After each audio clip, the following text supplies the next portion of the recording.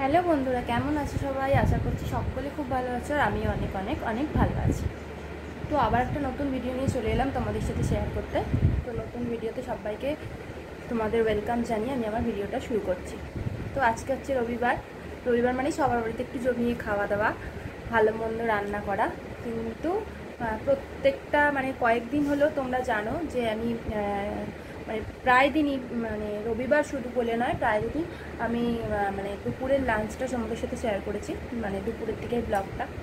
কিন্তু এখন কিছুদিন হলো ঠিকঠাকভাবে পারছি না, যেমন কিছুদিন আগে দিচ্ছিলাম প্রত্যেক দিনের লাঞ্চের ভিডিওটাই বেসিক্যালি দিচ্ছিলাম রোজই ধরতে গেলে, কিন্তু এখন আর সেটা পারছি না।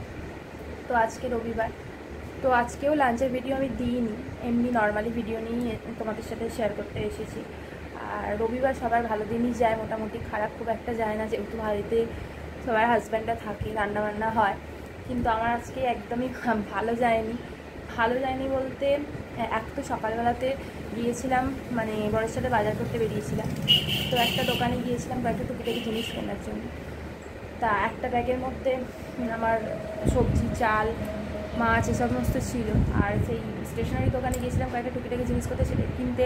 সেখানে কি করেছি, ব্যাগটা রেখে জিনিসগুলো কেনাকাটি করছিলাম। করতে করতে ওই চালের ব্যাগটা, সবজির ব্যাগটা, একটা ব্যাগের মধ্যেই সব ছিল, সেটা পুরো দোকানের সামনে বসিয়ে রেখে আমি চলে এসেছি বাড়িতে। বরের সাথেই এসেছি। বর পুরো বাড়িতে গাড়ি ঢুকিয়ে দিয়েছে। তারপরে আমার মনে পড়লো যে আমি দোকানে ব্যাগটা ফেলে এসেছি। এবার টেনশান হচ্ছে, কেউ যদি তুলে নিয়ে চলে যায় বা কী রাখুন। আমার বর তো বলেই দিল আগেই, যাচ্ছি ঠিক আছে, কিন্তু মনে হচ্ছে আর ব্যাগটা পাবো না।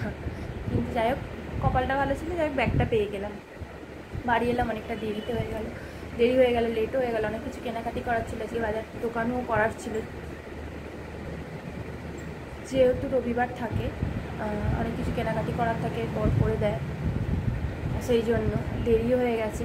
এবার গেছি মাছের দোকান থেকে মাছের তেল নিয়েছিলাম, যেহেতু আমার বর মাছের তেল খেতে খুব ভালোবাসি। মাছের তেলটা নিয়ে এলাম।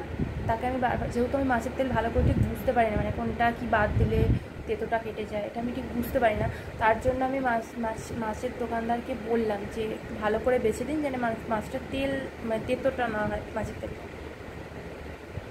মাছের তেলটা সেই তেতো হয়ে গেছে। রান্না করতে গিয়ে দেখছি মাছের তেলটা ভাজতে গিয়ে দেখছি পুরো কালো হয়ে গেছে। আমি একটু হাতে করে নিয়ে ছিটে দিয়ে দেখলাম যে হ্যাঁ, একদম পুরো তেতো। তার ওপর কিছু ভাতেও দিইনি। আমার বরকে বলেছে করলা সিদ্ধ খেতে, যেহেতু সুগার আছে প্রত্যেকদিন। সেই করলা সিদ্ধটা কথা বলতে বলতে ভাতটা অর্ধেকটা হাফ হয়ে গেছে আমার সিদ্ধ। আমি আর ভাতের মধ্যে দিইনি। আমি জানি যাকে মাছের তেল ভাজা আছে, তো সেটা দিয়ে হাতটা ভাত খাওয়া হয়ে যাবে। আর মাছ আলু পটল দিয়ে আমি করেছিলাম মাছের দম। তোমাদের সেই ভিডিওটা শেয়ার করতে পারিনি, কিছু মনে করো না, কারণ আমার আজকে সব কাজ ওলটপালট হয়ে গেছে, ওই জন্য হয়নি। তো সেটা গেল, মাছের তেলটাও গেল। তাহলে রইল কি, মাছ আলু পটল দিয়ে শুধু দম করেছিলাম আর আমের চাটনি। আজকে শুধু ওই দিয়ে ভাত খাওয়া আছে, একটা তরকারি দিয়ে আর ভাত খাওয়া আছে।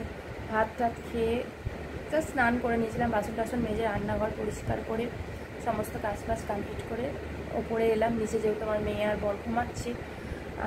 প্রত্যেক দিনই ভাবি জামা কাপড় আয়রন করবো বরের, তো আজকে করব, কালকে করব, এরকম করে করে ল্যাথ খাই পুরো, থাক আবার অন্য দিন করবো এরকম বলে। আর দুপুরবেলা শুয়ে পড়ি, ভাত খেলেই ঘুম পাই, শুয়ে পড়ি। আজকে বললাম না, একটা করে জামা কাপড় আয়রন করি, আর বাকিগুলো পরেই থাকে, জমেই থাকে, আর হয় না। আলাম না, আজকে তাহলে জামা কাপড়গুলো আয়রন করেই নিই, যা দেরি হয় হবে বলে জামা কাপড়গুলো আয়রন করতে এসেছি। জামা কাপড় আয়রন করতে এসে দেখি 8খানা শার্ট, 2টো পাঞ্জাবি। তোমাদের একটু দেখিয়ে দিই, দেখো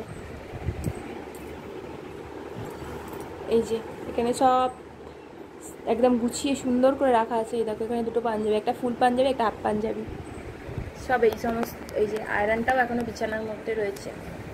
আর উপরঘর তো এমনিই গরম, যারা জানো উপরঘর খুব গরম, পড়ে থাকো ছাদের নিচে, তারা তো জানে। এখন এই সমস্ত আয়রন টায়রন করে এখন ধরতে বাজে 4:35। আমার সমস্ত কাজ কমপ্লিট হলো। আর আমি না একটুখানি ভিডিও তোমাদের সাথে শেয়ার করি, কথা বলি। আর আজকে আরেকটা খুব সুন্দর স্পেশাল ডে, সেটা হচ্ছে আজকে মাদার্স ডে।